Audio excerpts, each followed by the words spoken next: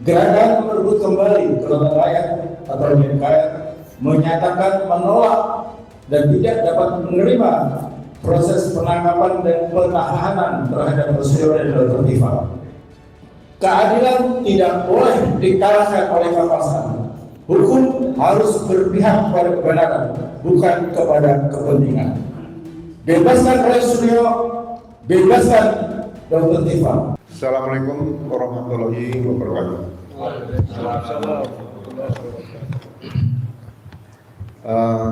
Rekan-rekan sekalian,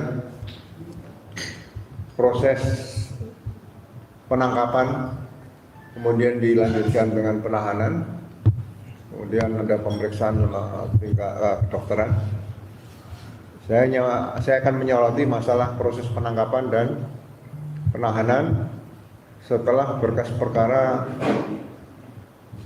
berdasarkan laporan polisi Pak Jokowi dan kawan-kawan 4 orang, karena dalam surat perintah penangkapan dan penahanan tadi tetap dicantumkan dasar-dasarnya, yaitu 4 laporan polisi, kemudian tambah dengan surat perintah penyidikan. Ya.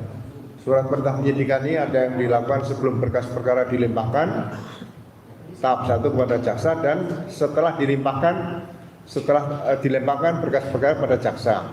Ya.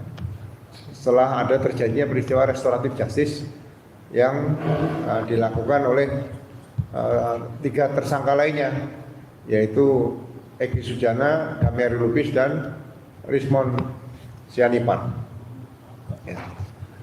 Jadi agar masyarakat semua memahami bahwa proses penegakan hukum itu bukan asal main penetapan tersangka, kemudian langsung dilakukan ada penangkapan, penahanan dan sebagainya. Proses hukum, penegakan hukum tetap harus diawali dengan praduga tak bersalah. Jangan dibalik menjadi praduga bersalah. Jadi hak-hak tersangka kalaupun itu lakukan penahanan itu diberikan sepenuhnya. Nah, sebagai awal berkas perkara dari awal sudah saya nyatakan tidak layak untuk diajukan ke penuntutan. Kenapa? Karena sudah ditempuh restoratif justice atau keadilan restoratif berdasarkan pasal 79, 80, 81, 82, 83 dan 84 hukum acara pidana yang baru.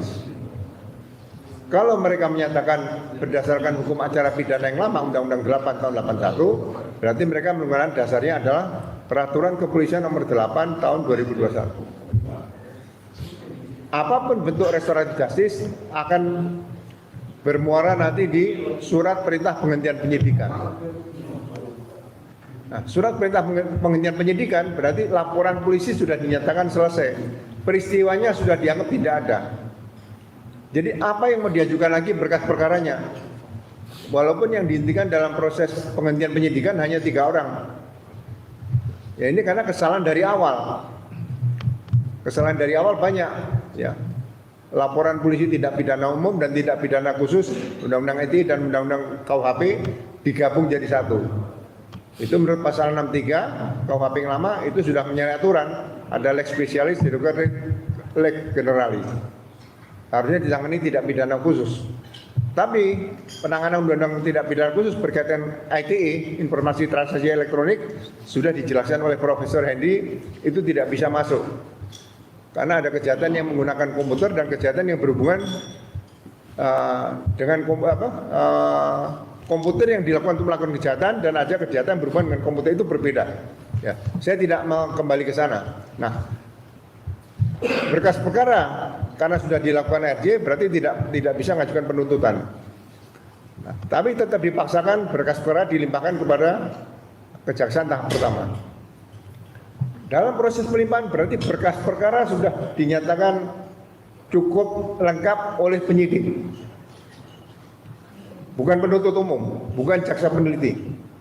Nah, pada saat dikirim ke jaksa berarti ada proses bolak-baliknya perkara. Berarti antara jaksa peneliti dan penyidik. Nah, apabila jaksa peneliti menyatakan berkas perkara sudah lengkap, pernyataan pendapat ya oleh pengendali perkara. Pengendali perkara adalah kejaksaan. Sesuai dengan Pedoman Kejaksaan Republik Indonesia bab 3 nomor 40. Nah, apabila pengendali perkara di sini ya, kalau berkas perkara dari Badan Reserse Kriminal Polri atau Mabes Polri, itu pengendali perkaranya adalah direktur pada Kejaksaan Agung. Apakah itu Jampidum, Jampidsus. Ya. Tapi kalau hubungan koordinasi penyidik Polda dengan Kejaksaan Tinggi di provinsi, itu pengendali perkara adalah Aspidum, Asisten Tindak Pidana Umum di Kejaksaan Tinggi. Demikian juga di tingkat Polres, itu dengan Kejaksaan Negeri setempat. Nah, apabila semua pengendali perkara level manapun, jadi yang saya soroti adalah antara Polda Metro dengan Kejaksaan Tinggi DKI Jakarta. Pengendali perkara di Kejaksaan Tinggi DKI Jakarta menyatakan pendapat bahwa berkas perkara sudah lengkap, akan dilengkapi dengan rencana dakwaan. Ya, dan beberapa administrasi penuntutan lainnya. Setelah dilengkapi, kemudian pengendali perkara dari Kejaksaan Tinggi akan melimpahkan membuat surat kepada Kejaksaan Negeri. Nah, Kejaksaan Negeri setelah menerima pernyataan pendapat tadi dari pengendali perkara, segera menerbitkan P21.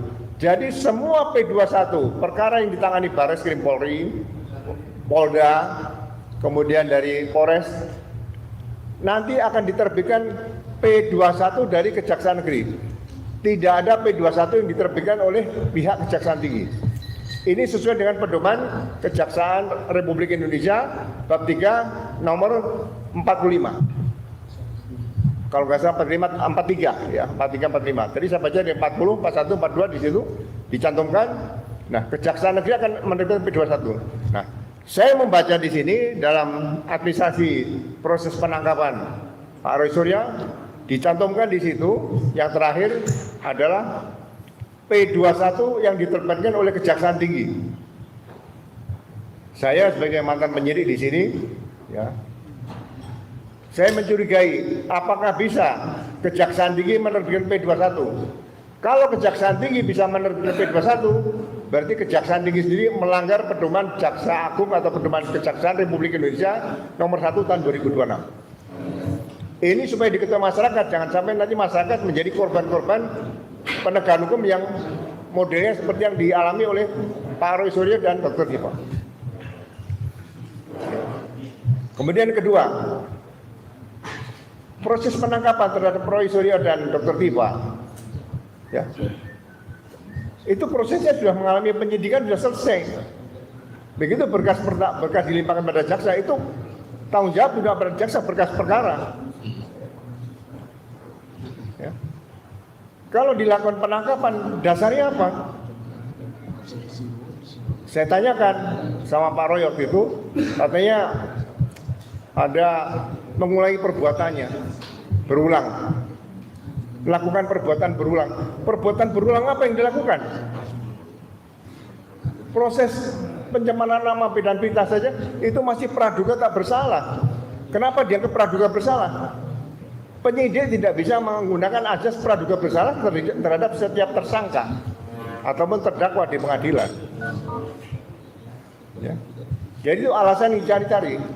Dan tidak ada alasan penangkapan atau penahanan yang berkaitan dengan P21.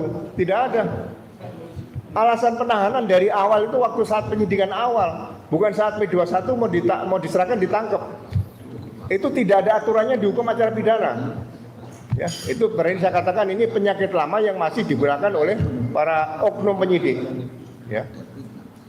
Saya katakan oknum penyidik. Masih banyak penyidik yang hebat yang handal di Kepolisian Republik Indonesia. Ya.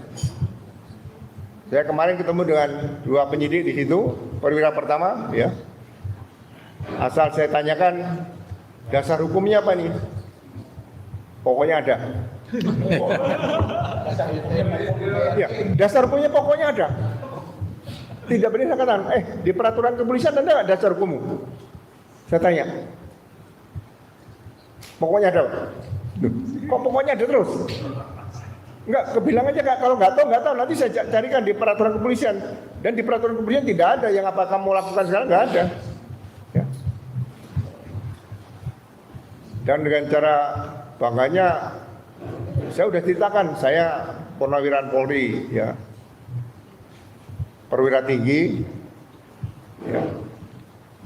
Kemudian saya mantan Wakapolri situ, ya saya mohon maaf, saya sampaikan saja, tetap nggak dianggap.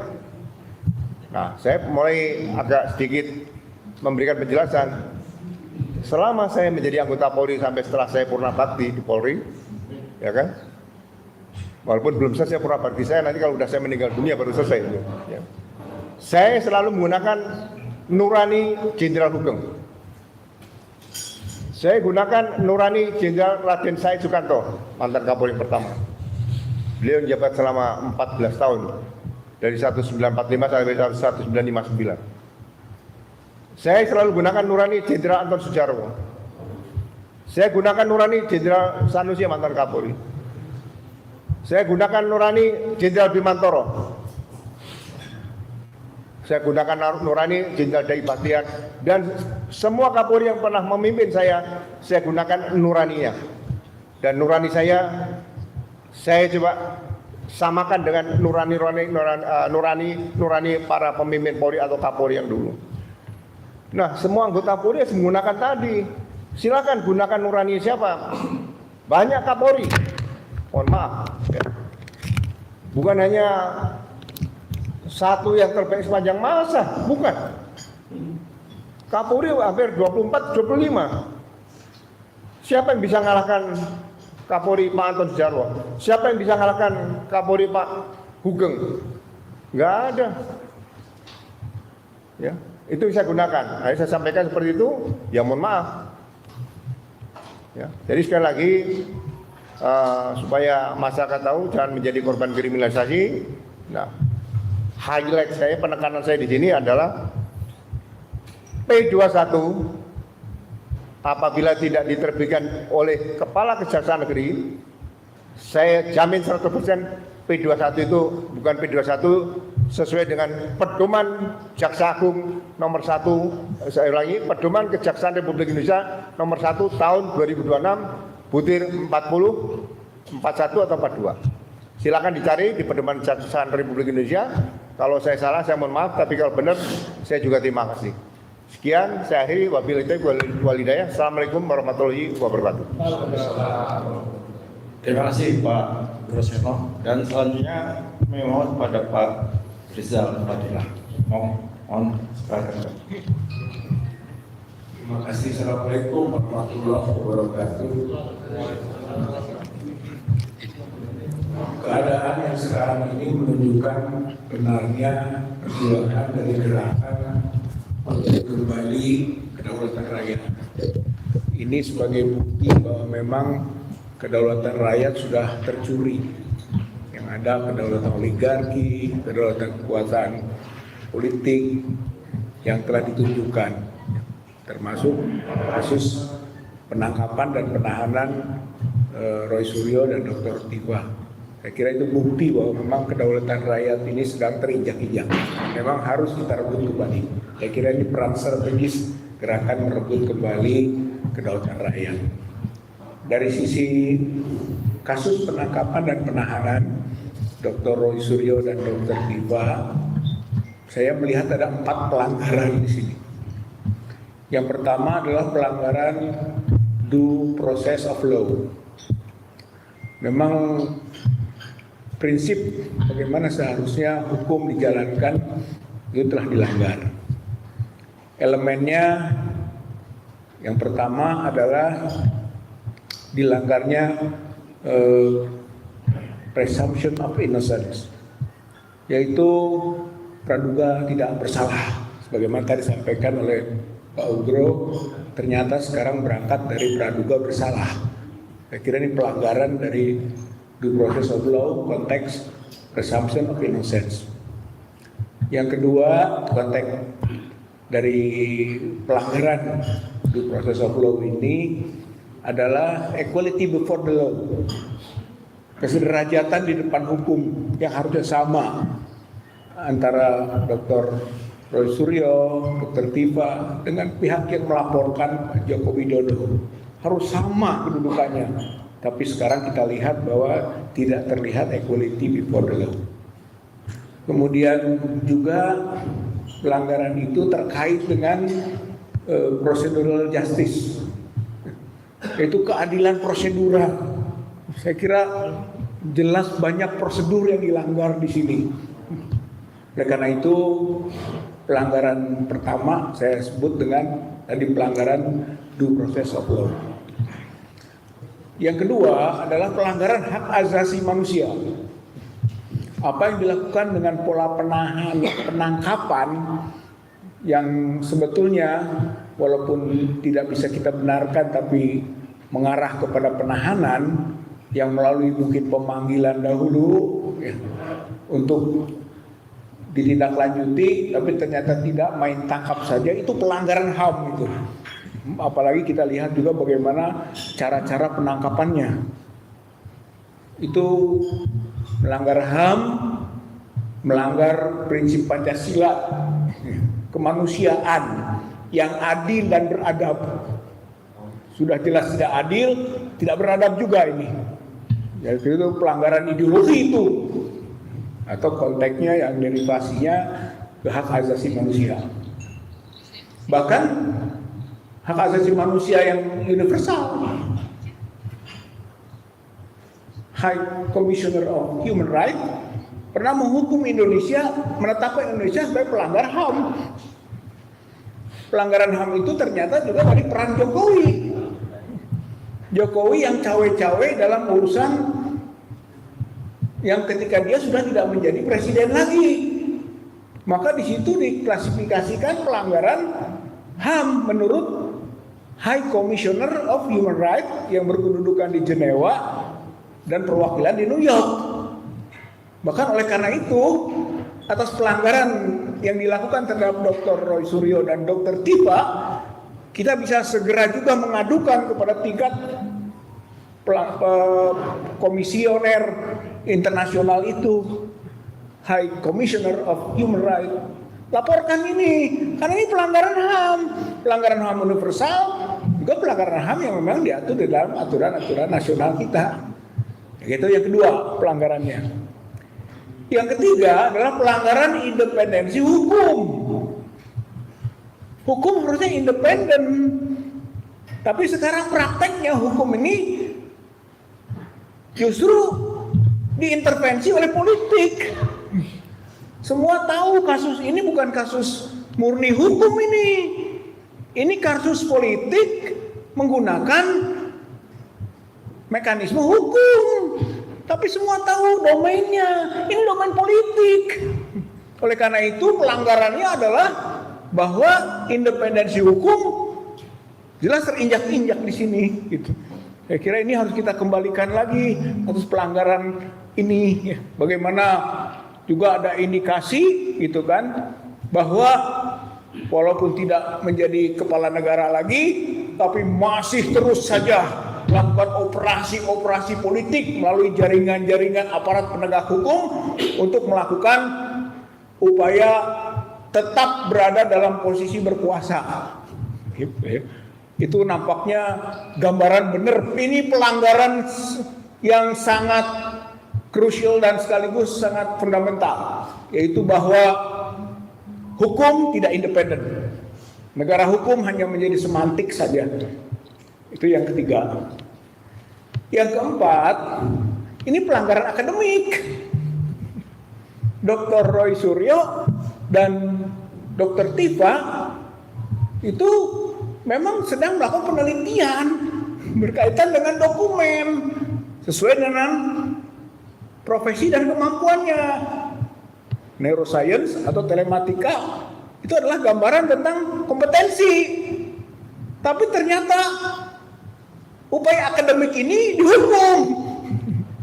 Ini namanya Galileo Galilei Sindroma atau sindroma Galileo Galilei, yaitu bagaimana kebenaran ilmiah bisa dihukum. Dulu oleh gereja Katolik dihukum tentang heliosentris dan geosentris, bahwa bumi mengitari matahari menurut Galileo jadi matahari sentris, heliosentris. Tapi pemahaman ortodok adalah bahwa geosentris, justru matahari mengelilingi bumi. Tapi ternyata ilmu pengetahuan nantinya membuktikan benarnya heliosentris. Tapi dihukum dulu. Galileo itu dihukum tahanan rumah seumur hidup gara-gara mengajukan teori itu. Nah ini juga sama. Sedang kita teliti dokumen itu palsu atau asli secara ilmiah, dihukum dengan dalih pencemaran nama baik, fitnah, manipulasi elektronik, penghasutan. Saya kira ini adalah gambaran tentang apa yang disebut dengan sindroma Galileo Galilei atau penghukuman dunia akademik. Ini kampus, para guru besar, mereka yang punya komitmen terhadap aspek-aspek keilmuan harus bergerak. Karena ini penistaan, ini adalah penghinaan terhadap nilai-nilai akademik. Gitu. Saya kira ini pelanggaran ini. Oleh karena itu, menurut saya kaitannya ini adalah yang sedang kita lakukan ini harus diperjuangkan. Konteks penahanan itu kalau dalam proses penyidikan penangguhan. Tapi kalau nanti sudah masuk ke proses penuntutan, ya harus ada dikeluarkan SK, PP, surat ketetapan penghentian penuntutan. Gitu. Jadi harus diselesaikan ini gitu, dan tidak layak untuk sampai kepada proses pendakwaan dan seterusnya. Itu menjadi perjuangan kita, dan perjuangan kita terakhir di tingkat masyarakat rakyat sesuai dengan prinsip GMKR. Kita harus terus melakukan upaya agar masyarakat rakyat itu punya kesadaran tinggi tentang pentingnya kedaulatan dirinya. Untuk itulah kita lakukan terus-menerus. Dan tingkat dunia, tadi hayu kita bergerak semua di tingkat internasional bahwa ini adalah perbuatan tercela dan sekaligus perbuatan penginjak-injakan hak asasi manusia di negeri Indonesia yang harus kita pulihkan kembali melalui laporan-laporan pelanggaran HAM internasional. Saya kira ini saja yang bisa saya sampaikan. Intinya adalah konsolidasi kebersamaan masyarakat rakyat bersama GMKR itu menjadi kekuatan strategis untuk membangun kembali kedaulatan negeri ini sesuai dengan konstitusi, ideologi, dan tentu aturan perundang-undangan yang ada. Terima kasih. Assalamualaikum warahmatullahi wabarakatuh. Assalamualaikum warahmatullahi wabarakatuh. Waalaikumsalam. Alhamdulillahirrahmanirrahim. Allahumma salli ala Sayyidina Muhammad. Kita memang harus gerak cepat untuk membuat acara konferensi pers pada hari ini. Jadi mohon maaf kalau karena terburu-buru ada hal-hal yang kurang memenuhi syarat. Jadi untuk itu kami mohon maaf dari GMKR. Tapi yang penting sebetulnya adalah ada dua hal pokok yang kita tuntut untuk segera dilakukan. Pertama, supaya teman kita itu segera dibebaskan. Kemudian kita minta juga supaya Pak Prabowo itu menunjukkan bahwa dialah yang menjadi pemimpin tertinggi Republik Indonesia. Dia sebagai presiden, ya. Jadi ini hal yang sangat mendasar sebagai pengantar dari apa yang akan saya sampaikan. Yang intinya sebetulnya kalau kita urut seperti tadi sudah disampaikan oleh Pak Ugro, Pak Rizal terutama, yang dilakukan pemerintah itu ya adalah pendekatan politik kekuasaan yang arogan dan semena-mena. Jadi aturan main, undang-undang, hukum itu diinjak-injak. Kemudian yang kedua, kita juga mencatat bahwa dengan pelanggaran ini maka kita bisa menyatakan wajah atau citra penegakan hukum pemerintah Pak Prabowo ini sudah dirusak. Jadi penanggung jawabnya atau yang dirusak oleh politik kekuasaan yang syarat tindakan kriminal oleh Polri ini itu sudah nyata-nyata akan merusak citra dan wajah penegakan hukum dari pemerintahan Pak Prabowo. Itu hal yang kedua. Kemudian yang ketiga, kita juga ingin menyatakan bahwa ternyata memang yang masih berkuasa itu siapa? Ya, kalau bisa misalnya Polri atau saya tidak tahu apakah, saya kira mungkin ini Polda ya. Polda yang bekerja begitu semena-mena, padahal ada misalnya Kapolda, ada Kapolri, ya kan, ada Presiden. Lalu Presiden yang sebenarnya itu di mana gitu? Ini kita ingin menyatakan bahwa ternyata memang yang masih berkuasa itu adalah Presiden Jokowi. Ya, ini kita bisa menilai seperti itu. Terserah kalau Pak Prabowo tidak melakukan. Nah, karena itu kita menuntut Pak Prabowo. Tadi saya sebutkan di awal, tunjukkanlah bahwa Pak Prabowo itu sebagai Presiden Republik Indonesia. Itu yang ketiga. Yang keempat, bagi Jokowi ini menyangkut kelangsungan hidup dinasti Jokowi. Ya, kalau ini sampai misalnya diselesaikan di pengadilan, maka bisa saja itu berakhir. Maka untuk itu harus diamputasi sejak awal. Nah, di sisi lain, kalau memang itu targetnya, teman kita ditangkap, nanti misalnya kasusnya oleh kejaksaan atau presiden itu dideponering, ya, atau dikasih gerasi atau abolisi oleh presiden seperti yang sudah diberikan kepada Tom Lembong abolisi, kemudian kepada Hasto itu amnesti, ya bisa saja seperti itu. Tapi kasusnya berakhir hanya di situ. Kemudian si pelaku kejahatan ijazah palsunya lolos, dinasinya berlanjut, teman kita itu oke, bisa lolos, tapi artinya kita tidak menyelesaikan pokok masalah. Jadi pokok masalahnya sebetulnya adalah bagaimana sebetulnya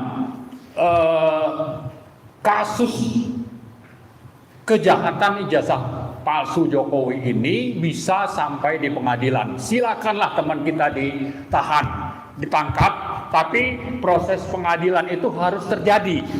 Tapi kalau nanti presiden intervensi, ini diakhiri, lalu dapat gerasi abolisi atau apalah namanya, itu tidak kita inginkan. Ya, maka yang terakhir yang ingin saya sampaikan adalah bahwa kita mencatat bahwa Jokowi itu sudah dan lewat kuasa hukumnya, dan kemarin juga sudah langsung diwawancarai oleh banyak media yang menyatakan dan selalu menantang-nantang, nanti akan saya buktikan ijazah saya di pengadilan. Tapi di sisi lain dia mengintervensi Mahkamah Agung atau sektor di kehakiman. Untuk apa? Untuk supaya pengadilan, pembuktian di pengadilan itu tidak pernah terjadi. Ya, jadi ini raja pembohong ini memang selalu begitu mengatakannya, mungkin sudah berpuluh kali ya mereka menyatakan seperti itu, termasuk oleh lawyer-lawyernya. Nah, itulah sebabnya saya kira kita tidak akan berhenti di sini. Tuntutan tadi dua hal penting supaya ini dibebaskan, kemudian Pak Prabowo supaya bersikap tapi tidak untuk kepentingan dinasti Jokowi, tapi untuk kepentingan rakyat, ya. Kemudian kita minta supaya rakyat terus melakukan perlawanan agar pengadilan terhadap pembuktian, ya, pembuktian asli tidaknya Jokowi itu akan terus kita tuntut dan harus terjadi. Jangan sampai nanti dua kasus atau dua pihak ini, pertama dibebaskan teman-teman kita, tapi kasusnya tidak dilanjutkan. Kita tidak mau itu. Kita mau teman kita segera dilepaskan, kemudian proses peradilan untuk membuktikan asli tidaknya ijazah Jokowi itu harus benar-benar terjadi. Dan itu saya dari GMKR, kita semua dari GMKR itu menuntut kepada Presiden Prabowo supaya ini terlaksana, tapi mengajak seluruh rakyat Indonesia juga untuk menuntut hal-hal yang tadi sudah saya sampaikan. Saya kira itu saja. Terima kasih. Assalamualaikum warahmatullahi wabarakatuh. Terima kasih Pak Negara. Pak Ugrosema akan menambahkan, karena kita tahu Pak Ugrosema adalah mantan penyidik, mantan Bapak Polri yang tahu persis proses penangkapan, penahanan dan sebagainya. Nah, ini kita perlu ketahui bahwa benar-benar yang dilakukan terhadap Roy Suryo dan Dr. Tifa adalah pelanggaran yang benar. Itu benar-benar salah satu pelanggaran dan tidak bisa kita terima. Silakan Pak Ugrosema.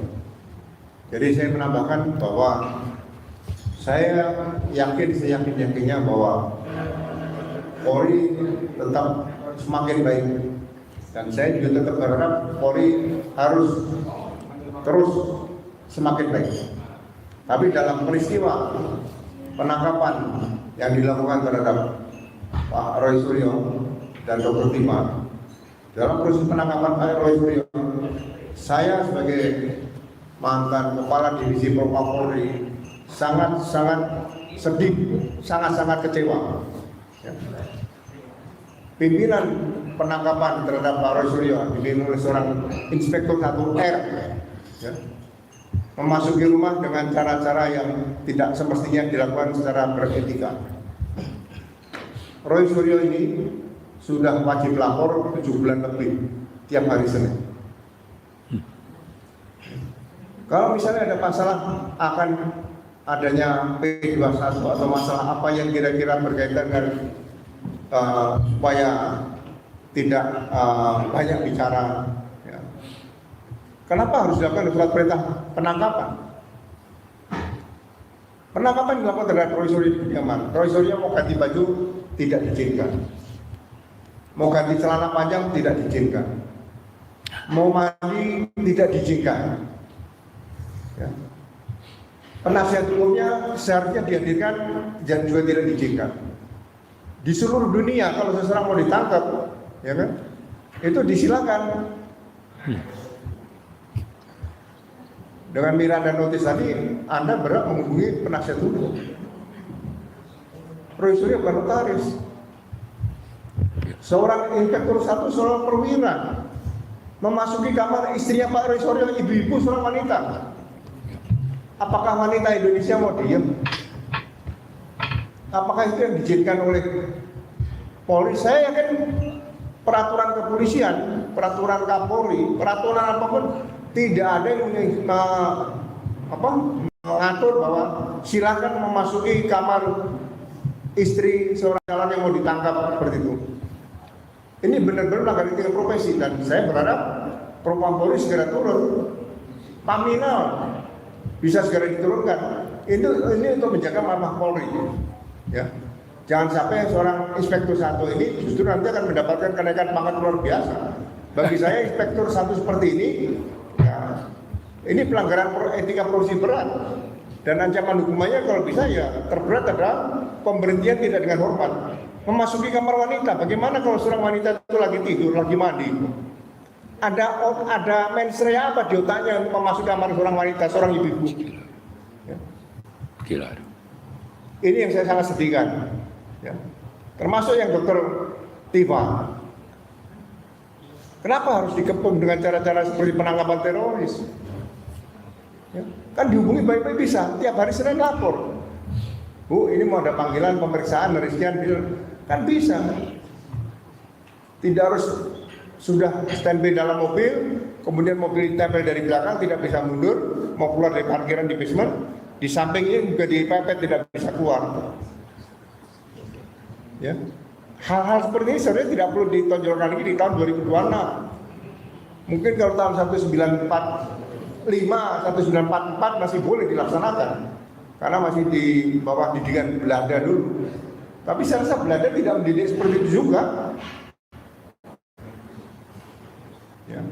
Jadi saya sangat kecewa kelakuan oknum seperti Ibtu R ini perlu ditinjau kembali dan saya ya R ada namanya dan itu dikenal kan.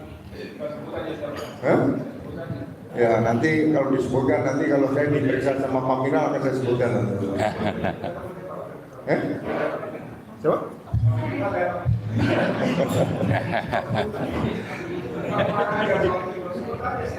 Ya.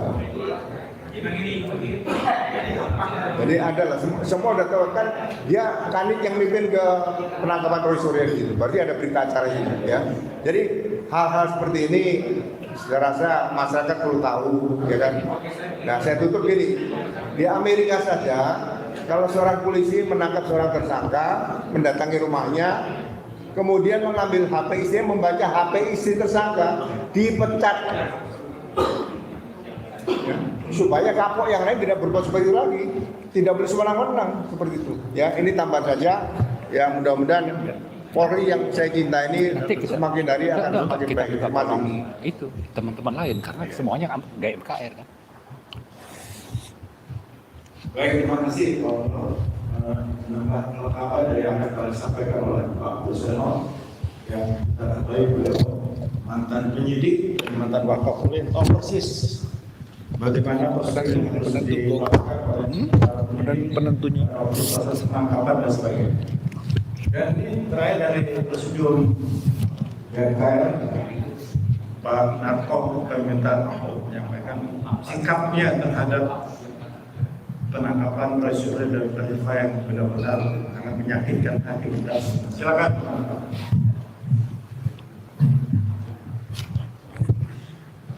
Assalamualaikum warahmatullahi wabarakatuh. Waalaikumsalam. Teman-teman dari GMKR yang saya hormati, Bapak, Ibu, dan rekan-rekan media yang saya hormati dan saya banggakan. Terima kasih saya diminta untuk berbicara. Tadi teman-teman dari GMKR sudah sangat lengkap menjelaskan secara prosedural, teknis dan teoritis berkaitan dengan penangkapan Roy Suryo dan Dr. Tipa. Cukup jelas. Saya mungkin akan menyampaikan hal yang sangat sederhana saja. Mudah-mudahan ini bisa memberikan informasi yang melengkapi kepada bapak-bapak, ibu-ibu, saudara-saudara sekalian sebangsa setanah air dari Sabang sampai Merauke. Yang pertama, saya langsung saja apa yang terakhir disampaikan oleh Komjen Pol Ugroseno. Bagaimana biadab, tak beradab, pengecutnya aparat bertindak terhadap warga negara yang belum jelas kesalahannya, yaitu Roy dan Tipa. Saya katakan ini pengecut dan biadab. Selama ini Roy dan Tipa tersangka, wajib lapor, dan semua ketentuan ditetapkan oleh penyidik, tidak pernah ada yang dilanggar, tak pernah dilanggar, kecuali dia melanggar. Toto kemarin ditangkap, disergap seperti seorang kriminal berat. Tadi sudah dijelaskan oleh Komjen Pol Ugro. Sampai masuk kamar, ganti celana panjang aja nggak boleh. Bu Tipa, Dokter Tipa, ibu-ibu disergap seperti menyergap teroris. Ini saya sampaikan kepada Kapolri yang sekarang dikatakan sebagai Kapolri terbaik sepanjang masa. Yang ini nyampaikan Ketua Komisi 3 DPR kan, Habibur Rahman kan. Nah, sekarang bagaimana pertanggungjawabannya Kapolri terhadap ada anak buahnya yang seperti ini? Itu dulu yang saya sampaikan. Karena hal seperti ini saya dulu pernah juga ditangkap polisi, dikepung dengan mungkin lebih satu peleton terhadap seorang purnawirawan yang sudah nggak bersenjata, nggak apa-apa gitu kan. Saya geli juga ngeliatnya gitu, saya diam aja gitu. Tapi rupanya kali ini dilakukan lagi pada seorang ibu-ibu dan seorang warga negara yang sedang tidur gitu. Karena kebetulan saya ingat ini, kebetulan kemarin katanya Kapolri yang sekarang menjabat ini si Listio Sigit mendapat predikat dari Ketua Komisi 3 yang membidangi hukum di DPR RI sebagai Kapolri terbaik sepanjang masa. Nah ini mau sindiran mau apa terserah sama si Sigit itu yang dengarnya. Nah kemudian kita kembali kepada topik. Kita semua warga negara harus tahu Roy Tipa CS menggugat ijazah Jokowi karena hasil penelitian dia menyimpulkan 99,99% palsu. Berarti bangsa Indonesia yang hampir 300 juta ini sudah lebih 10 tahun ditipu oleh manusia yang namanya Jokowi ini. Ini prinsip. Mau jadi pemimpin kok menipu. Penipu itu tidak akan ada bisa memberikan kebaikan. Nah, kemudian gugatan ini belum dibuktikan oleh manusia yang namanya Jokowi. Ini ijazah gua. Belum. Kemudian karena kekuatan kelompoknya, kekuatan duitnya Jokowi balik gugat kepada Roy CS bahwa Roy CS ini telah mencemarkan dan memfitnah nama baik. Nah, nalar kita yang masih bisa berpikir ini aneh gak ini? Ini kan pemutar balikan. Konyolnya polisi nerima. Saya sampaikan ini kepada seluruh saudara-saudara sebangsa setanah air. Jangan main-main dengan ini. Kalau ini dibiarkan, nggak terlepas kita itu akan jadi korban atau saudara kita. Dari orang yang merasa kuat dan dari aparat yang khianat terhadap tugas pokoknya.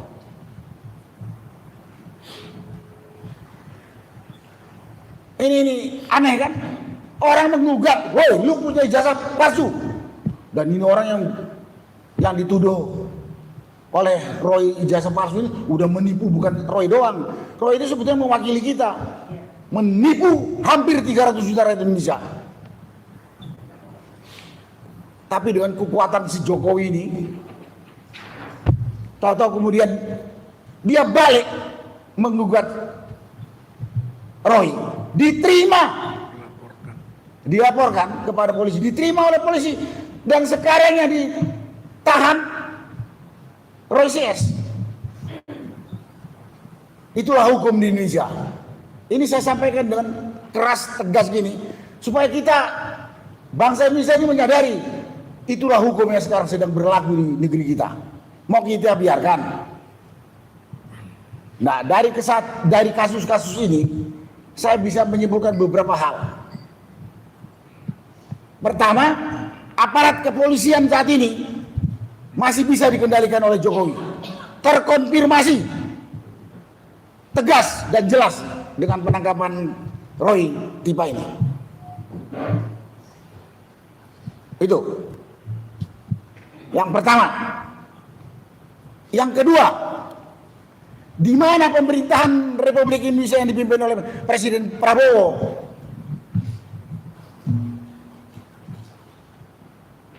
Katanya dulu waktu kampanye, saya akan menegakkan hukum seadil-adilnya.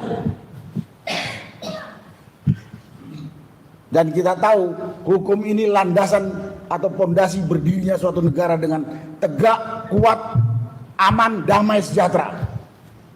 Ini kasat mata ini, sangat kasat mata. Di mana pemerintahan? Penyelenggara negara. Pertama yang saya sampaikan kepada pemerintah, pemegang otoritas operasional negara. Presiden dengan sekian puluh menteri, ditambah aparat-aparat kepolisian, TNI, kejaksaan, dan lain sebagainya. Ini kasat mata. Kriminalisasi atau penjoliman terhadap Roy CS ini kasat mata. Saya yakin orang buta juga kalau masih punya rasa, biar rasa itu. Itu yang saya sampaikan pada kesempatan ini. Yang ketiga, di mana anggota Dewan Perwakilan Rakyat yang kita selalu sindir ini Dewan Perwakilan Rakyat, terutama Komisi 3 yang membidangi masalah hukum.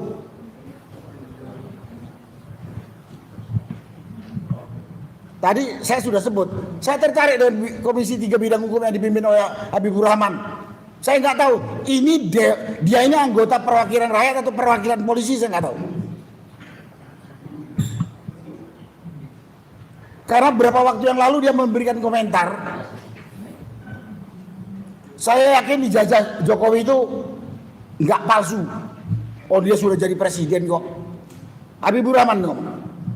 Karena itu pemerintah tidak mau ikut-ikut, DPR nggak mau ikut-ikut, biar penegakan hukum. Lah, dia wakil rakyat dalam kaitan untuk memperhatikan penegakan hukum kok. Yang ngomong Habibur Rahman. Pernyataan dia kedua, dia kemarin, saya tidak tahu jadi juru bicara siapa, mengatakan bahwa Listio Sigit Prabowo itu adalah Kapolri terbaik selama ini gitu. Saya nggak tahu ini yang bisa nilainya mungkin Komjen Pol Ugrosino, karena keberhasilan penyelesaian tugas pokok di Polri saya nggak tahu, yang tahu Pak Ugro gitu. Ini 3 hal yang perlu saya sampaikan. Satu, mengkonfirmasi tentang polisi masih di bawah kendali Jokowi. Yang kedua, mengkonfirmasi bahwa pemerintahan Prabowo ini tak berdaya menghadapi kekuatan Jokowi, bekas presiden. Sama juga yang ketiga, DPR tak berdaya menghadapi kekuatan Jokowi yang mengendalikan polisi dengan kasus Roy Suryo. Nah, pada kesempatan ini juga saya menyampaikan kepada saudara-saudara sebangsa setanah air dari Sabang sampai Merauke. Ikutilah perkembangan penegakan hukum di Indonesia. Jangan sampai di Indonesia berlaku hukum rimba. Siapa yang kuat, dia berkuasa. Dan yang lemah siap-siap ditindas. Hukum dibuat bukan untuk itu. Untuk menegakkan keadilan atas dasar-dasar, atas prinsip-prinsip yang telah kita ketahui bersama bagaimana untuk menegakkan keadilan seluruh warga sehingga tercipta persatuan, persaudaraan, keamanan, dan kesejahteraan. Sekali lagi, pada kesempatan ini, pada seluruh saudara sebangsa setanah air, mari kita bersatu melawan ketidakadilan, melawan aparat khianat, melawan kelompok-kelompok bajingan yang mau berkuasa sesuai keinginan sendiri. Ya, kita lihat kalau ini yang jelas ada kelompok Jokowi, yes. Daripada kita atau anak cucu kita nanti yang tertindas oleh kelakuan-kelakuan atau kondisi-kondisi ini kalau kita biarkan. Itulah yang bisa saya sampaikan pada kesempatan ini. Terima kasih.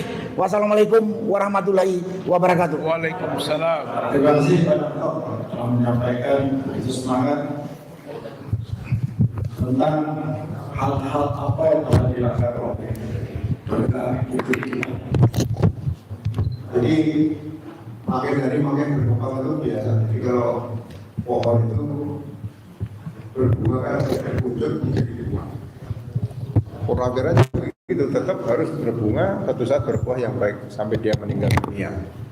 Jadi proses penangkapan dan penahanan Pak Roy Suryo ini sebetulnya berbeda dengan aturan yang diatur dalam hukum acara pidana, mulai dari pasal 89 yaitu upaya paksa, kemudian penetapan tersangka pasal 90, 91, 92 dan juga penahanan, ya. Jadi kalau perkara itu baru dilaporkan, kemudian baru diproses, ya, penyidik menemukan minimal 2 alat bukti, minimal, bukan maksimal ya, itu bisa menetapkan tersangka. Nah, setelah menetapkan tersangka, baru dilihat dipanggil 2 kali tidak hadir dan sebagainya, atau alasan-alasan formal material lah di situ sesuai dengan KUHP, ya. Dipanggil 2 kali berturut-turut tidak hadir, bisa dilakukan penangkapan. Lah, Pak Roy Suryo ini dan Dr. Tiwa sudah mulai proses penetapan tersangka diikuti, penahanan tidak ada malah diganti wajib lapor.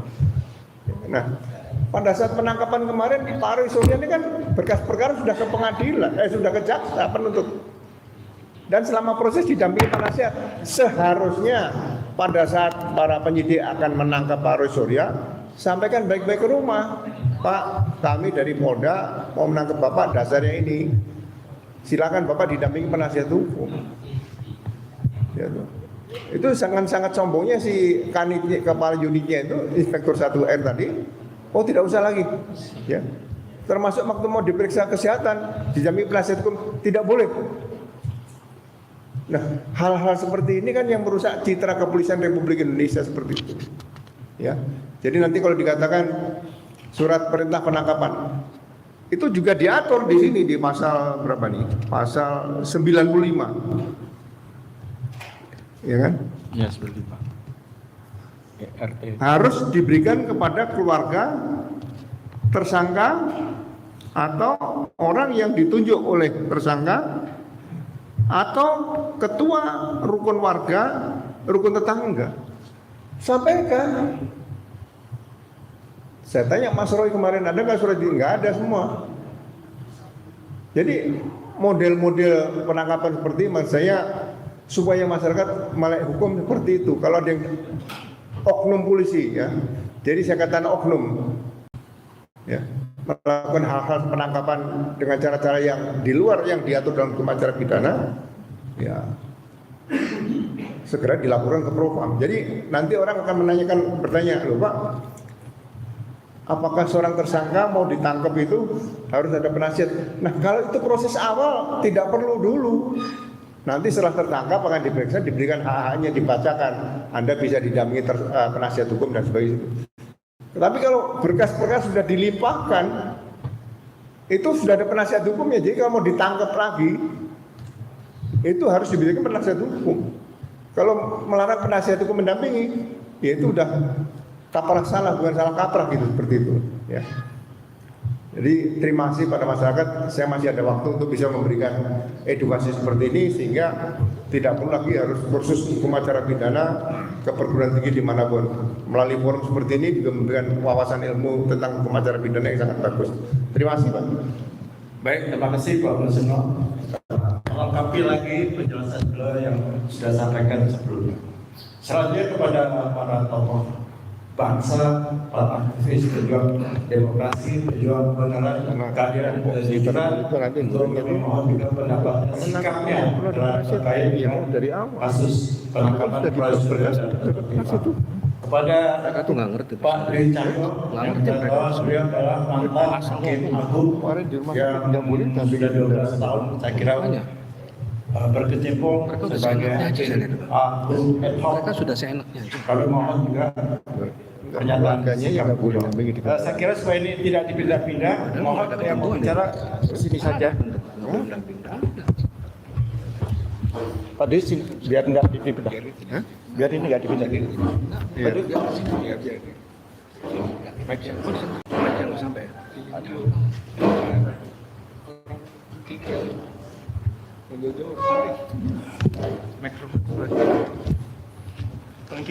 Ini pakai ini Pak. Yang mana bebas? Agak dekat. Bismillahirrahmanirrahim. Assalamualaikum warahmatullahi wabarakatuh. Waalaikumsalam. Alhamdulillah hari ini kita berkumpul kembali bisa memberikan satu edukasi terhadap masyarakat, tentunya supaya masyarakat juga melihat proses hukum Mas Roy dan Dr. Tifa itu seperti apa nantinya. Edukasi ini saya anggap perlu sekali dan sangat penting untuk diketahui oleh masyarakat. Tadi Pak Ugro sudah menyampaikan hal-hal mulai dari proses penangkapan ya, sampai mungkin pada malam itu dibawa ke rumah sakit Kramat Jati untuk pemeriksaan kesehatan. Saya akan bicara soal nanti ketika terjadi satu kelanjutan di dalam proses peradilan pidana. Di dalam proses peradilan pidana nanti, setelah dinyatakan ini sudah lengkap, kemudian akan ada sidang. Ya. Sidang itu tentu melibatkan pelapor, melibatkan tersangka, melibatkan saksi-saksi, melibatkan dan harus menghadirkan alat bukti. Itu di dalam proses persidangan pidana. Dan sebelum itu ada satu kerjasama, ya, komunikasi yang dilakukan oleh kejaksaan dan hakim. Kalau hal itu dilakukan dalam hal kesiapan, ya, dalam hal kesiapan, kemudian jadwal, itu oke-oke saja. Memang prosedurnya seperti itu. Tetapi ketika hubungan komunikasi ini diduga sudah ada satu rekayasa di mana antara penyidik, jaksa dan hakim, ya, sudah akan menentukan proses hukum ini nanti putusannya seperti apa, ini yang paling bahaya. Ini yang paling bahaya. Kalau ada orang yang mengatakan, Pak Dwi kok bisa bicara seperti itu? Loh, saya ini hakim 15 tahun di Mahkamah Agung, saya tahu persis bagaimana proses di tingkat pertama, banding dan kasasi sampai dengan PK. Ya, jadi kalau ada satu pesanan, nah ini yang saya sampaikan, ketika ada satu pesanan, maka proses hukum di peradilan pidana tidak lagi bisa murni. Contoh, kalau ini perkara Roy dan Tifa, ya, ini sudah merupakan satu pesanan, maka saya sangat amat menduga bahwa penyidik, jaksa dan hakim sudah melakukan komunikasi, dan nanti kita lihat bagaimana rekayasa di dalam putusan. Ini sangat berbahaya. Tetapi kalau ini berjalan normal, ya, artinya sesuai dengan tupoksi masing-masing, penyidik dengan tupoksinya, kemudian jaksa, hakim, maka proses peradilan ini akan berjalan dan menghasilkan putusan yang adil. Karena begini, seperti yang saya sampaikan tadi, di dalam proses peradilan pidana ini akan menghadirkan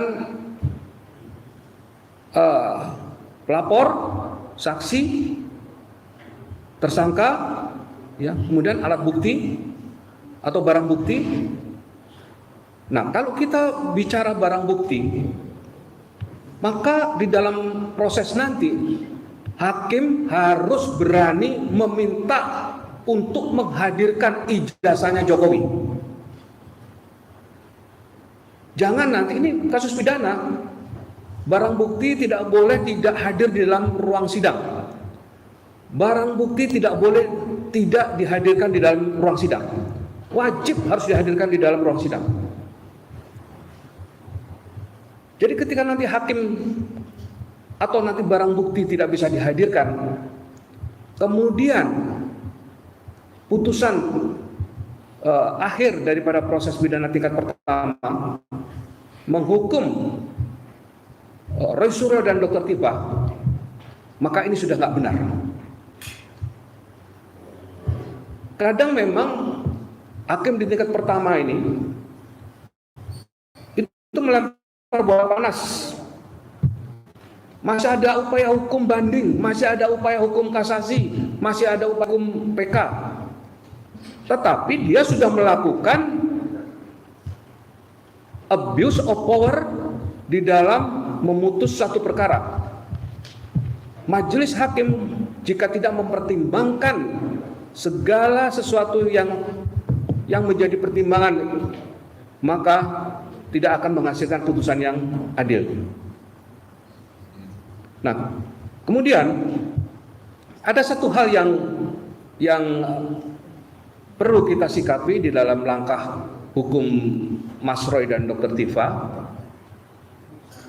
Tapi ini ranahnya para PH-nya Mas Roy dan Dr. Tifa tentunya ya. Jika memungkinkan, memang pra peradilan yang harus kita tempuh, ya. Tetapi kalau nanti ini berproses, ya, kalau ini nanti berproses, tetap harus dilakukan uji forensik terhadap ijazah yang dihadirkan di dalam persidangan. Itu harus ada minimal 2, ya. Jadi bisa dari lembaga yang terpercaya, ya, terakreditasi untuk menguji ijazah Jokowi, tidak bisa hanya dari Labs-4 Polri, tidak bisa. Kalau hanya satu itu saja tidak bisa. Hakim wajib menolak. Saya katakan sekali lagi, hakim wajib menolak ketika hanya satu. Dan hakim harus berani menentukan bahwa harus dilakukan uji forensik oleh lembaga yang lain. Ya, jadi 3 kalau dengan Puslap-4 Polri, ya, ada 2 yang terakreditasi untuk melakukan uji ijazah tersebut. Ini wajib dilakukan, ya, wajib dilakukan. Apalagi di dalam KUHP yang baru, di dalam ketentuan ada penambahan di dalam hakim memutus. Tidak hanya berdasarkan pada alat bukti dan beberapa urutan-urutan yang lain termasuk keyakinan hakim. Tetapi di situ ada penambahan pengamatan hakim.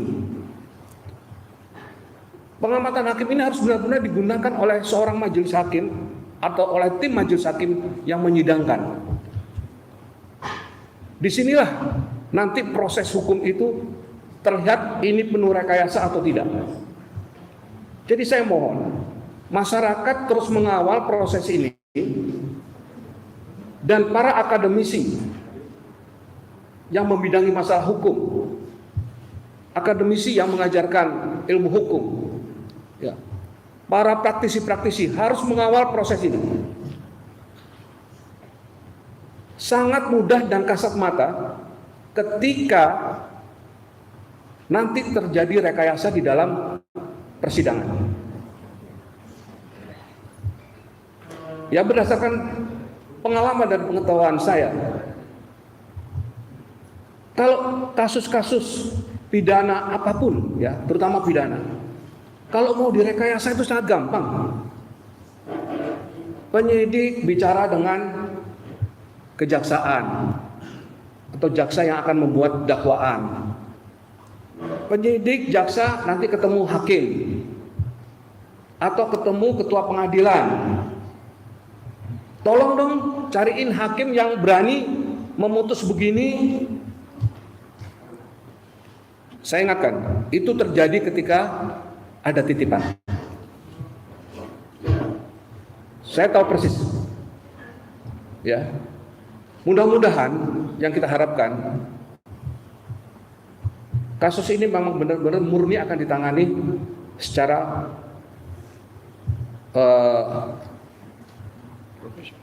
profesional, ya, ditangani secara profesional dan hakim benar-benar mengikuti prosedur dan mempertimbangkan dakwaan-dakwaan dari jaksa, ya. Ini nanti kalau memang terjadi.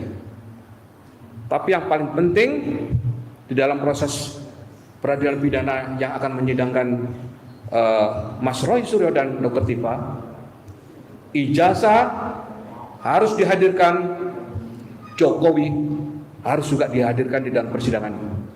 Ini kasus pidana, bukan perdata. Perdata bisa aja nggak hadir. Ya. Tapi di dalam kasus pidana ini wajib Pak Jokowi datang, wajib ijazah itu dihadirkan.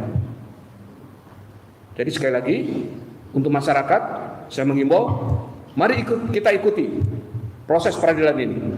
Demikian dari saya, terima kasih. Wassalamualaikum warahmatullahi wabarakatuh. Terima kasih Pak Adi Cahyo. Tadi melengkapi apa yang disampaikan oleh Pak Groseno, karena beliau juga pakar hukum. Selanjutnya kepada Pak Ismet Kenon yang akan sikap untuk menambah pernyataan sikap dari teman-teman. Ke depan dengan ahli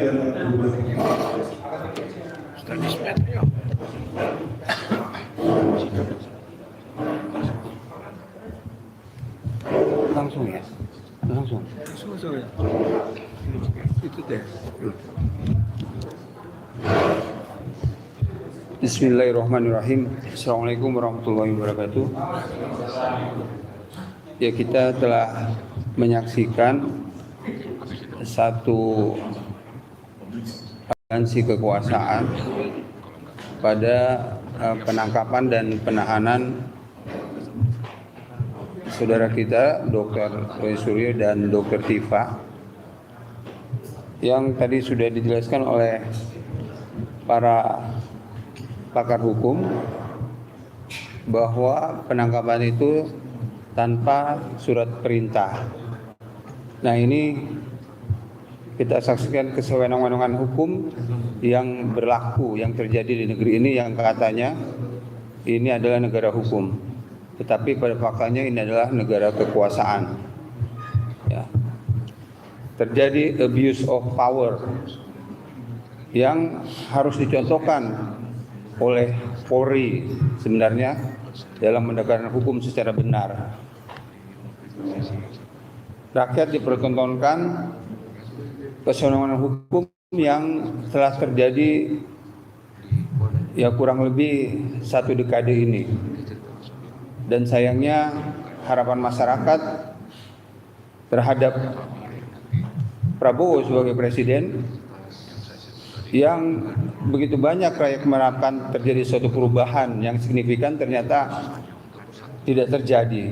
Bahkan berbagai hal, istilah yang akhirnya mau tidak mau rakyat harus menyatakan sebagai presiden omon-omon, pelanggaran HAM terhadap anak bangsa, warga negara yang secara jujur untuk membuktikan bahwa telah terjadi pelecehan dalam dunia pendidikan terhadap seorang mantan presiden yang memiliki diduga kuat ijazah palsu dan tidak bisa dibuktikan oleh yang bersangkutan selama kurang lebih 1 tahun ini untuk dibuktikan di pengadilan. Nah, ini sesungguhnya episode yang paling krusial, yang miris dan ironi terjadi di negeri kita ini. Juga ini menunjukkan bahwa terjadi arogansi post power syndrome yang akut dari mantan Presiden Jokowi. Penangkapan dan penahanan yang dilakukan kemarin terhadap Dr. Roy Suryo dan Dr. Tifa, ya terlihat sekali bahwa tadi sudah disampaikan oleh Pak Groseno bahwa polisi yang bertugas begitu ngototnya untuk melakukan penahanan dan tindakan-tindakan yang sesungguhnya secara prosedur hukum sangat tidak tepat. Nah, ini aparat yang harusnya menjadi contoh dalam melindungi hak-hak warga negara, hak-hak masyarakat, betul-betul diabaikan, dan sesungguhnya ini harus menjadi kesadaran seluruh masyarakat Indonesia bahwa negara kita sudah menjadi negara arogansi kekuasaan yang tentunya kita tidak rela negara kesatuan Republik Indonesia ini diobrak-abrik seenaknya dengan orang-orang yang tidak memiliki hati nurani untuk menegakkan kebenaran di negara ini. Saya pikir ini yang bisa saya sampaikan. Mudah-mudahan hati nurani para aparat ya terutama katanya tadi Kapolri yang terbaik, ini harus membuktikan, jangan hanya sekedar orang-orang yang terbuai dengan gelar-gelar yang atau pujian-pujian yang tidak sepantasnya. Demikian, billahi taufiq wal hidayah. Wassalamualaikum warahmatullahi wabarakatuh. Terima kasih Pak Esri telah menyampaikan pernyataan sikap, pernyataan sikap dari pembicara sebelumnya. Kemudian kita perlu mendengarkan pernyataan sikap dari Ibu kalau pada Ibu silakan Ibu berjuang membaca.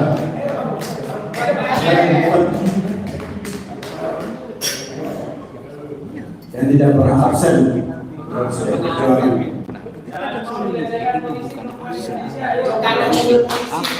Selamat datang, Bu Lili. Terima kasih. Kami tetap berjuang untuk masalah Bu Lili.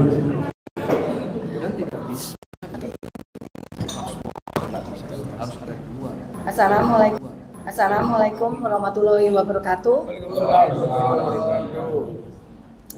Kemarin saya kebetulan bersama dengan para purnawirawan setelah acara malam hari ya, saya mengantarkan surat protes keras kepada Kapolda atas penangkapan rekan kita Roy Suryo dan Dr. Tifa. Tidak sengaja saya membaca salah satu tulisan yang di kantor itu, saya lupa itunya apa ya, tapi intinya adalah yang Anda pakai para polisi itu dari atribut semua itu gunanya untuk melindungi rakyat. Tapi apa yang kita lihat pada saat kemarin itu, peristiwa itu benar-benar sangat tidak manusiawi dan di luar dari ketentuan hukum yang ada. Dan saya baru saja mendengar dari Pak Ugroseno bagaimana mereka memasuki kamar Pak Roy yang di situ ada Ibu Ririn, itu sama sekali melecehkan marwah sebagai perempuan. Kita tahu kamar itu adalah ruang privasi dan yang memasuki itu adalah seorang lelaki. Di mana tanggung jawab polisi, Kapolda, Kapolri dalam hal ini? Apakah memang itu dibenarkan? Kalau memang itu dibenarkan, saya sebagai wanita, saya yang akan melawan. Kalau ini tidak dihukum, akan terjadi kasus-kasus yang sama, di mana wanita tidak akan pernah punya marwah, karena siapa aja bisa memasuki kamar tanpa surat, walaupun itu di situ ada suami kita. Hal ini tolong Pak, hal ini tolong ditanggapi, karena menurut saya dan saya sebagai perempuan, saya merasa sakit hati sekali, karena bagaimanapun marwah kita harus dijaga. Apapun alasannya tidak bisa dibenarkan. Kemudian hati saya juga miris pada saat terjadi siang hari, di mana harusnya seorang Pak Roy Suryo dan Dr. Tifa itu tidak harus keluar rumah sakit untuk periksa kesehatan. Cukup dengan dokter yang ada di Polda. Tapi apa yang terjadi? Saya melihat, mungkin saya salah, tapi kok seperti pesanan ya? Kayak ada niat untuk apa ya? Untuk membuat suatu tontonan. Dan ini benar-benar tidak masuk akal menurut saya. Dan aku melihat banyak termul ya, Farhad Abbas, Egy Sujana yang datang ke Polda dengan Pomah. Dan mereka itu diterima dengan baik oleh polisi-polisi. Jadi gak salah kalau saya bilang memang hukum kita sudah tidak punya hukum itu atas pesanan penguasa-penguasa yang punya duit. Jadi untuk apa kita sekarang itu kita bicara hukum kalau memang hukum itu sebetulnya tidak ada. Dan sekali lagi negara kalah oleh Solo. Jokowi yang sudah menjadi mantan, tetapi dia bisa seenaknya, dia bisa mengerahkan polisi untuk menangkap yang sebetulnya memang tidak layak untuk ditangkap. Kami hanya ingin melihat ijazahnya Pak Jokowi. Itu adalah hak kami, karena kami adalah rakyat yang pernah Anda pimpin, dan 10 tahun tidak bisa dibilang kalau Indonesia baik-baik saja. Tapi Indonesia terpuruk sampai sekarang itu adalah karena ulah dari Jokowi.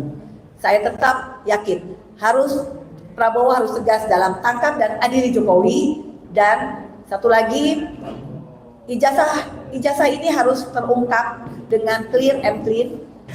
Begitu juga dari Jokowi tidak hanya mewariskan hutang, tapi juga mewariskan anaknya yang ijazahnya pun belum jelas. Sudah cukup kita punya pengalaman selama 10 tahun dipimpin oleh seorang Jokowi yang pendidikannya tidak jelas. Jadi sekali lagi, tangkap dan adili Jokowi, dan coba kita tanya kepada Gibran apakah ijazahnya itu ada atau tidak. Itu aja dari saya. Wassalamualaikum warahmatullahi wabarakatuh. Terima kasih untuk salah satu perjuangan kita yang selalu ada di tengah kita dan selalu ada setiap ada negara. Selanjutnya Pak Abdul, silakan Pak Abdul.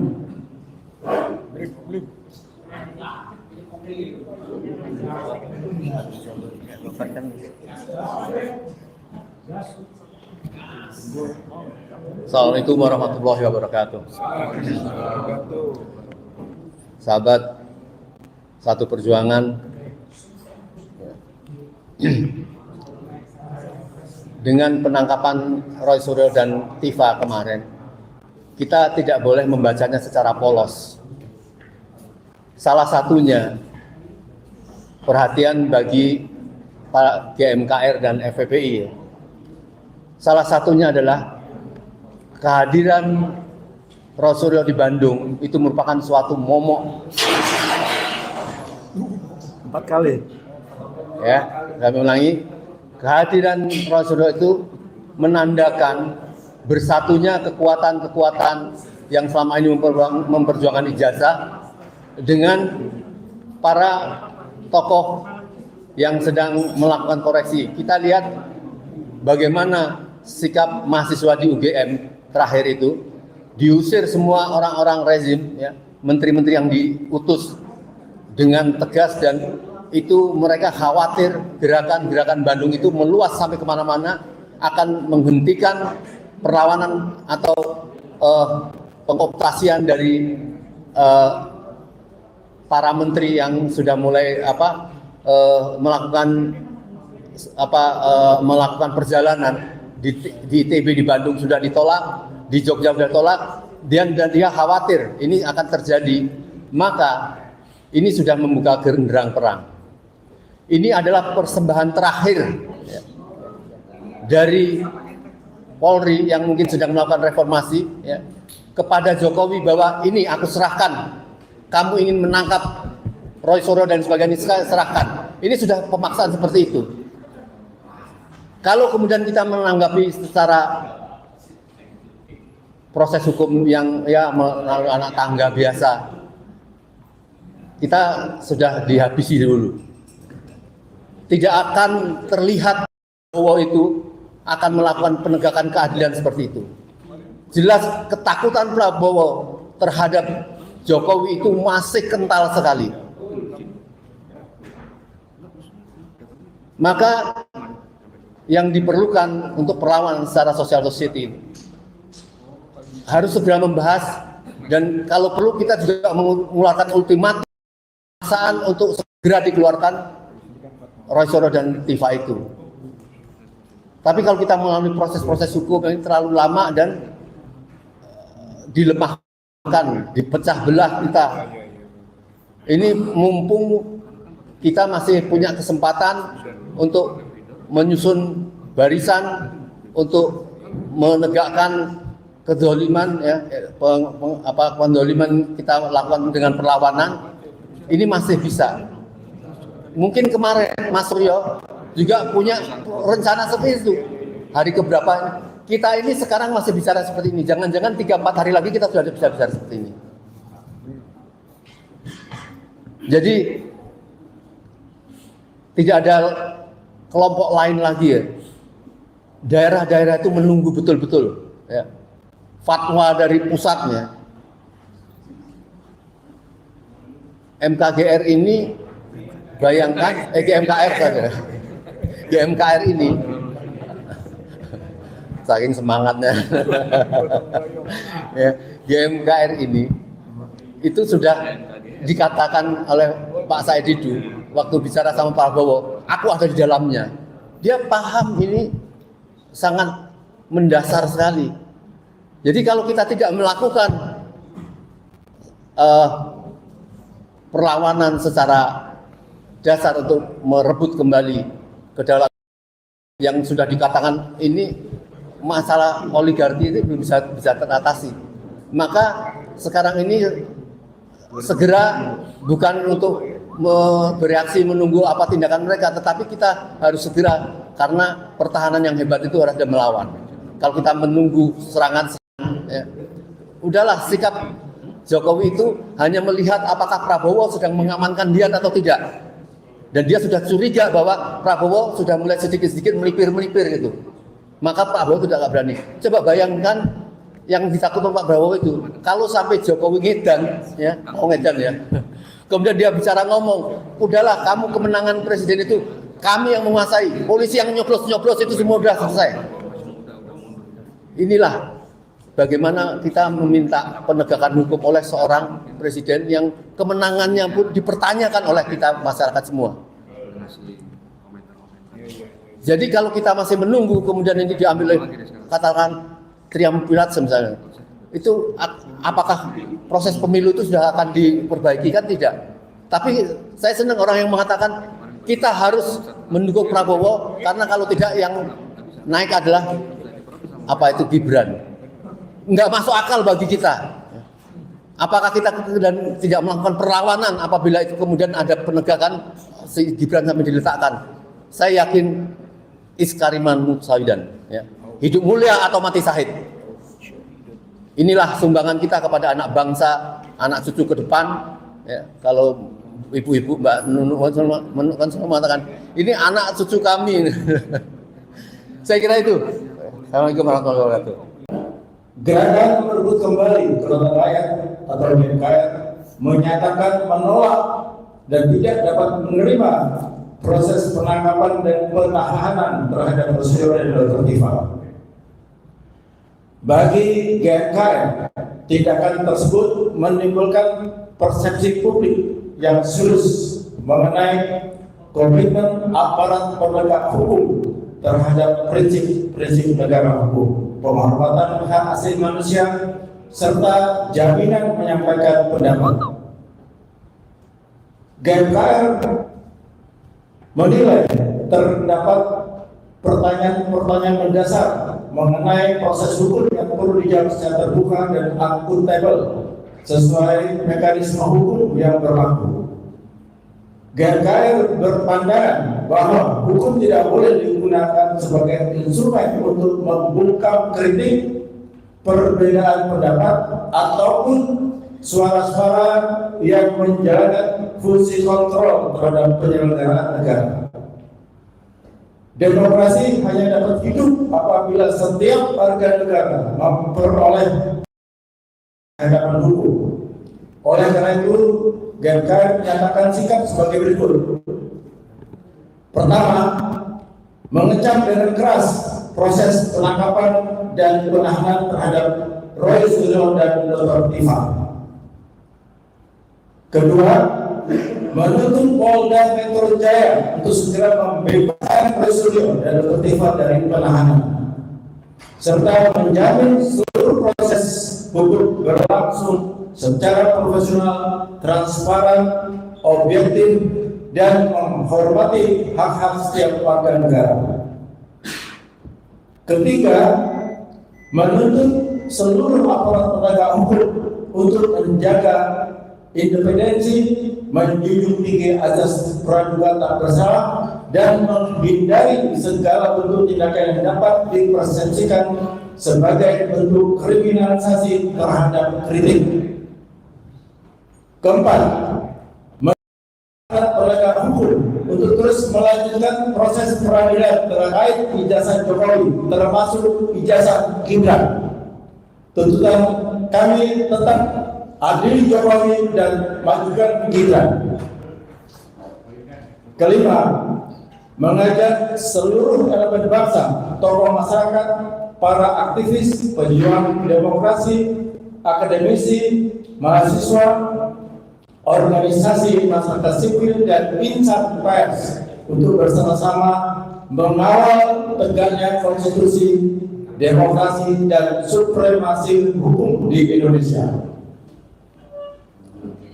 Karena GKR menegaskan bahwa perjuangan menegakkan kedaulatan dan keadilan tidak akan berhenti. Kami akan terus berdiri bersama seluruh rakyat Indonesia untuk melawan segala bentuk penyalahgunaan kewenangan, menolak kriminalisasi dan mempertahankan hak-hak konstitusional warga negara. Keadilan tidak boleh dikalahkan oleh kekuasaan. Hukum harus berpihak pada kebenaran, bukan kepada kepentingan. Bebaskan Roy Suryo, bebaskan Dr. Tifa. Selamatkan negara hukum, kedaulatan rakyat adalah amanat konstitusi. Jakarta 20 Juni 2026, gerakan berburu kembali kedaulatan rakyat. Terima kasih. Wassalamualaikum warahmatullahi wabarakatuh.